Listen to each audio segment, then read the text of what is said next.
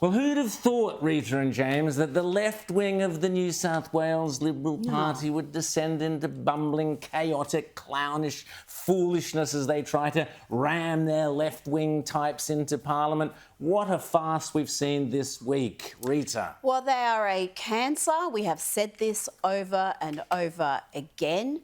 And now they're also inept. It's one thing to be toxic.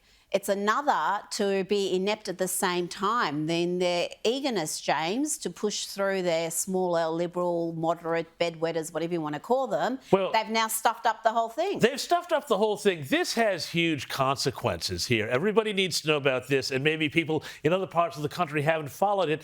New South Wales is having big local government elections, council elections, in a few weeks' time. There was a deadline last week to get all the candidates for the election registered and on the ballot. And in over a dozen really important councils in areas the Libs need to win back at the next election. And I'm talking about in areas around where like Teal seats are on the northern beaches, places like the seat of McKellar and things like that. They're not going to have any candidates on the ballot because, and here's the key thing, the story goes that they spent so much time screwing around and not doing the paperwork that at the last minute, they couldn't get all the paperwork in. Now, already Richard Shields, who's the New South Wales Liberal Party president, he's fallen on his sword. He's been blown out.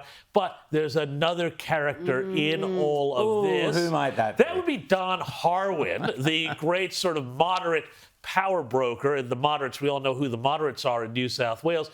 And he is actually apparently going to hang on to his job somehow. How? Why? Why, Libs? Why? Because of politics. Because of the politics and the dysfunctional New South Wales division of the Liberal Party. So this whole rot, this is very similar, you remember in 2022 at the last election when, again, they weren't able to get the right candidates in because Scott Morrison and Alex Hawke and people like that were playing games with the pre-selection. And, that caused all sorts of disaster running into that election. And now, again, the same sorts of games are seeing the New South Wales Liberals lose their spots too. There were mayoralties that they could have taken over, but then destroying the organizational ability on the ground in these key seats that they're going to need to win at the next election.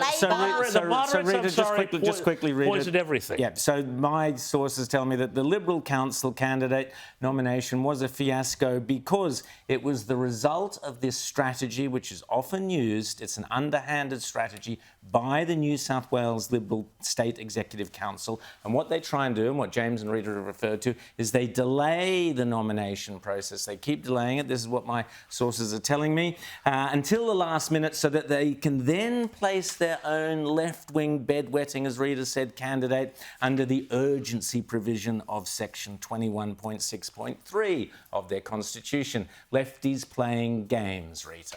And playing it very poorly because I can tell you one thing, Labor and even the shambolic Greens would never make this sort of error. They understand how important local government is. They understand how important power is.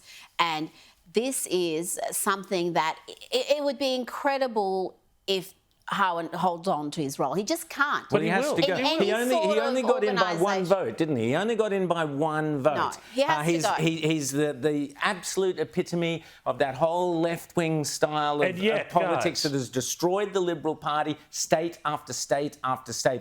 There is only the Liberal Party federally with Peter Dutton as the leader that is standing up for conservative principles and doing a fantastic job. We're going to talk about Gaza visas in a minute. But you've got to get rid of this character. Get rid of this guy. There's a thing here that you need to understand, particularly the New South Wales Party.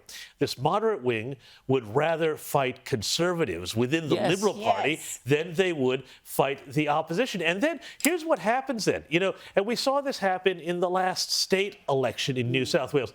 Chris Minns, who has been, I have to say, a very competent Labor premier in New South Wales, he came in and is still pushing through a raft of common sense measures that people like. And people feel like, unlike the moderate side of the Liberal Party, which is actually actively hostile to normal people and what they want and need, this is the space that the Liberals need to be occupying. And they have ceded it. They've ceded in New South Wales to Labor. And what they've done, this is the same mob of people, for those outside New South Wales, that gave us Matt Keane, So Matt Keane then became Treasurer, built all these windmills and stuff all around New South Wales, and then went and joined the Labor Party, got a job with the Labor Party as soon as this mob have got to be, changed within the New South Wales Liberal Party so we get genuine Conservatives in New South Wales. It has to happen. And it's not just New South Wales. This same losing philosophy, this same anti-Conservative sentiment where they're more interested in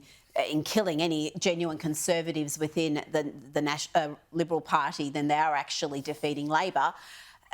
It exists in Victoria. That's why Victoria is an absolute basket case. Yep. Because the electorate has no choice. And the Liberals are just, there's no meritocracy there, there's no accountability there. And if there's to be any accountability, this character has to go. He cannot stick around. Absolutely. Get rid of him, put someone in decent, and, let's get the Libs functioning properly as a Conservative party in New South Wales.